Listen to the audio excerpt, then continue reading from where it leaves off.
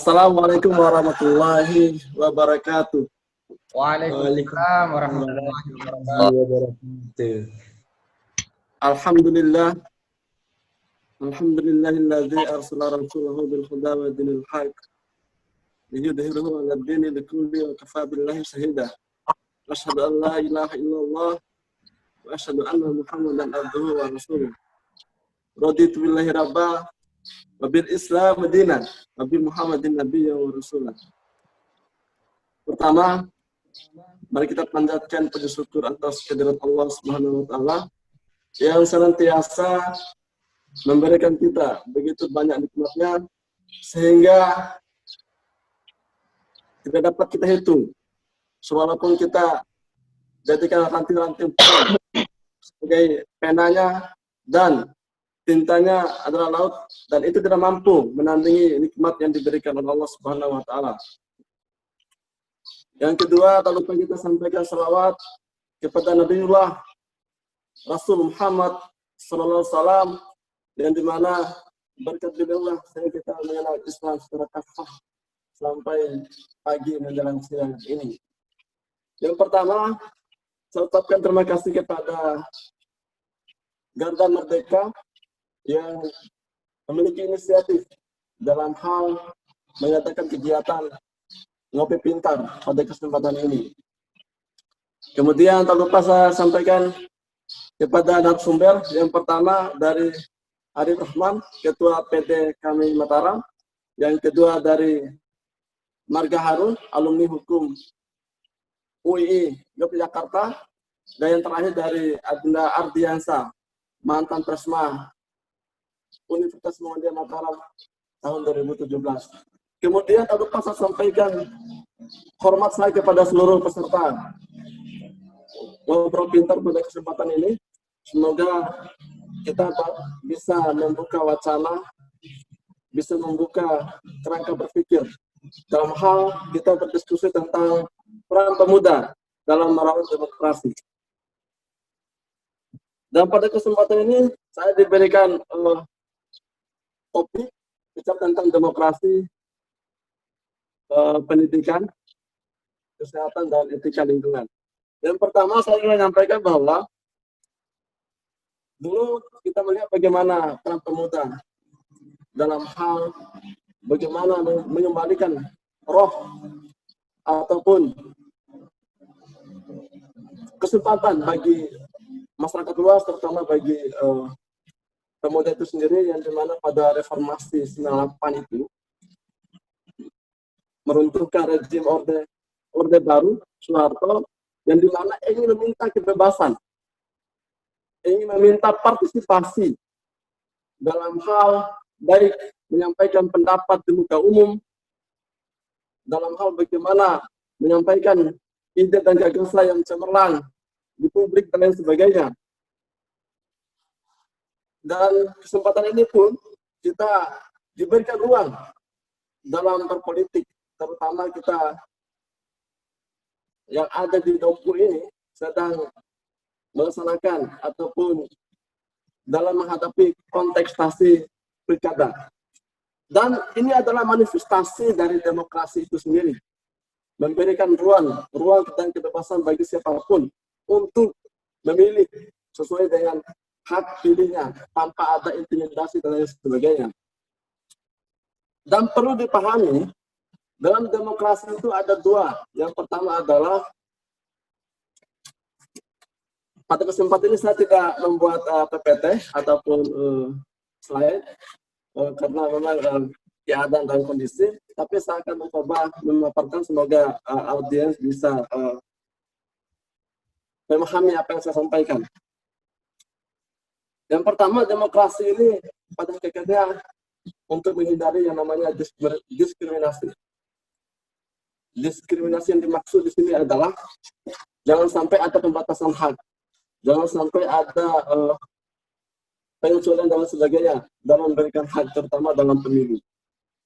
Oleh karena demikian, demokrasi wajib memiliki dua ciri. Yang pertama adalah kebebasan, yang kedua adalah partisipasi.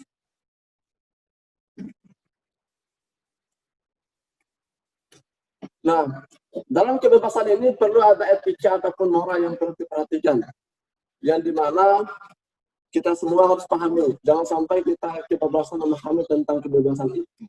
Kadang dalam dunia nyata kebebasan itu sampai melampaui batas ataupun tidak mengikuti regulasi-regulasi yang terjadi, sehingga terjadinya pelanggaran-pelanggaran, terutama dalam pemilu itu sendiri. Perlu ada moralitas yang perlu dikedepankan, jangan sampai ada tindakan-tindakan yang amoral.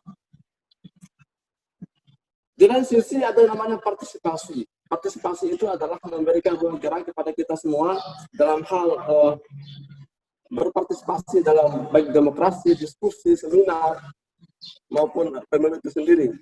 Oleh karena demikian, saya kira kita semua adalah bagian dari itu semua, ataupun yang melakoni dalam hal bagaimana menghadapi demokrasi, terutama dalam politik. Dan selain juga kita melihat bagaimana pelanggaran-pelanggaran yang terjadi, tindakan-tindakan yang keluar dari politik itu sendiri. Terutama kita melihat terjadi pelanggaran, ada yang namanya penghadangan terhadap calon politik ataupun paslon, ada yang namanya politik uang, ada yang namanya rasis dalam politik, ada yang namanya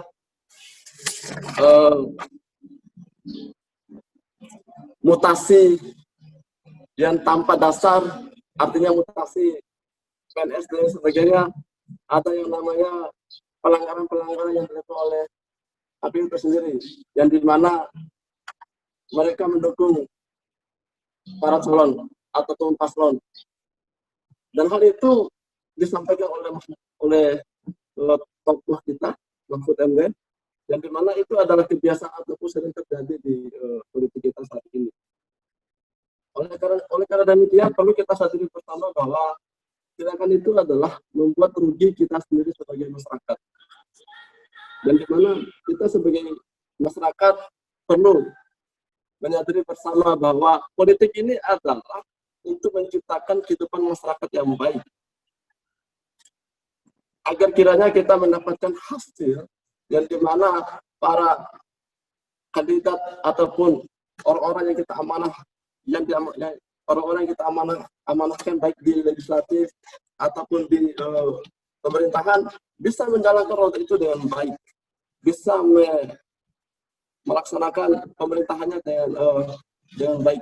Oleh karena demikian, perlu kita menyadarkan masyarakat ini bahwa politik yang sehat itu adalah politik yang tentu memiliki etika yang baik tanpa harus melakukan tindakan-tindakan yang keluar dari ketentuan atau regulasi yang berlaku.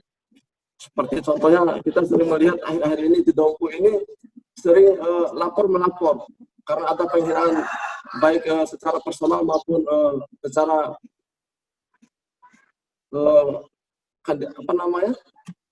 penghinaan terhadap calon itu sendiri. Oleh karena demikian, hal itu yang perlu kita sadari secara bersama, perlu kita hindari, perlu kita jauhi dalam tatanan kehidupan kita ini, terutama untuk menghindari terjadinya konflik, baik konflik horizontal maupun konflik vertikal.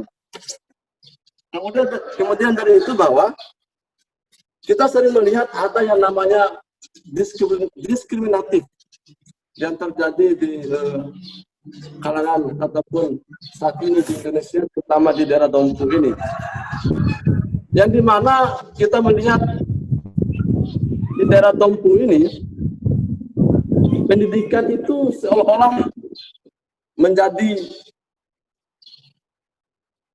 hal yang paling tidak penting di Indonesia ini, terutama di Dompu. Sebab apa? Kita melihat politik itu sudah menjadi paling depan, yang dimana pemerintah seolah-olah politik itu yang menjadi poin yang paling penting dalam hal merawat ataupun membuat daerah ini menjadi daerah yang beradab. Dan kenapa saya mengatakan ada yang namanya diskriminatif? Contoh kecil misalnya, pendidikan kita di Dompu contoh kecil saya berikan contoh ya, yang dimana Dompu masih melaksanakan kegiatan pembelajaran lewat daring. Sedangkan dalam politik, kita melihat luar biasa partisipasi masyarakat, tidak ada yang namanya PSBB, social distancing, ataupun physical distancing. Ada apa? Kan perlu kita analisis secara bersama, perlu kita kaji secara bersama.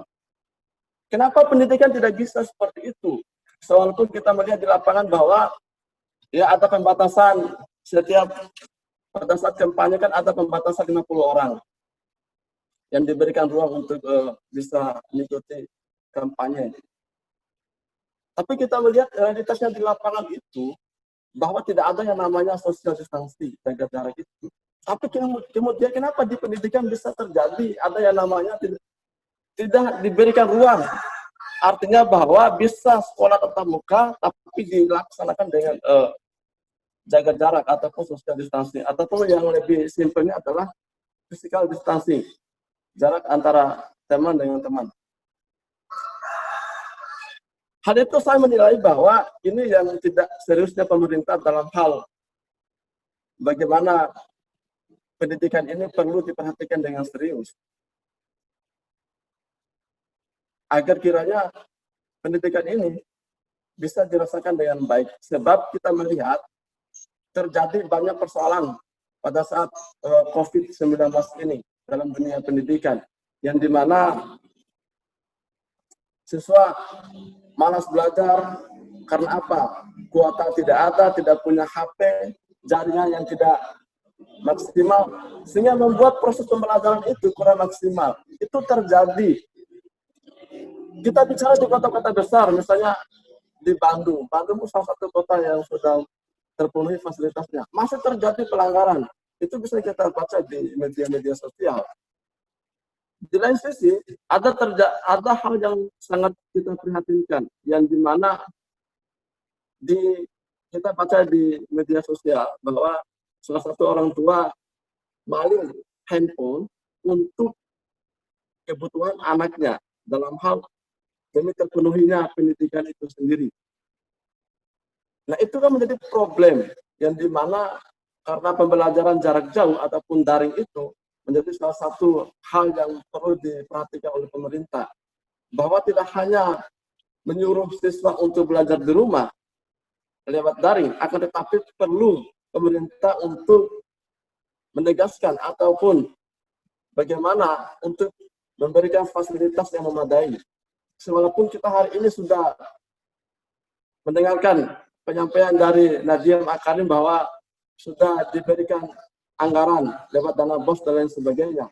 Tapi untuk daerah pelosok seperti Dompu ini masih terjadi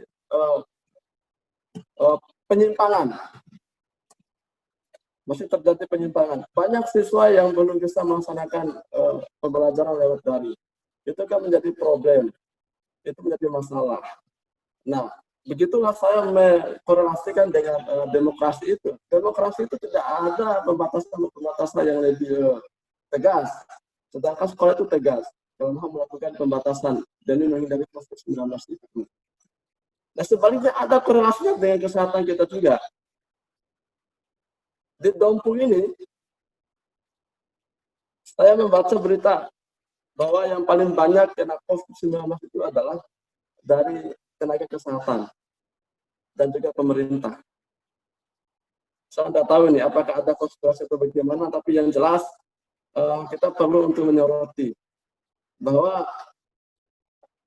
di era demokrasi ini perlu kita perhatikan secara bersama bahwa di kontestasi politik pada saat pemilihan nanti kita akan melihat bagaimana tindakan dari pihak baik dari protokol kesehatan, dari pihak yang bersangkutan dalam hal menjaga untuk menghindari COVID-19. Saya belum tahu bagaimana ke depannya. Saya berpikir bahwa mudah-mudahan kita mampu untuk melaksanakan dengan baik pada saat pencoblosan nanti. Saya tidak bisa bayangkan bagaimana proses pelaksanaan pemilihan nanti untuk menjaga COVID-19.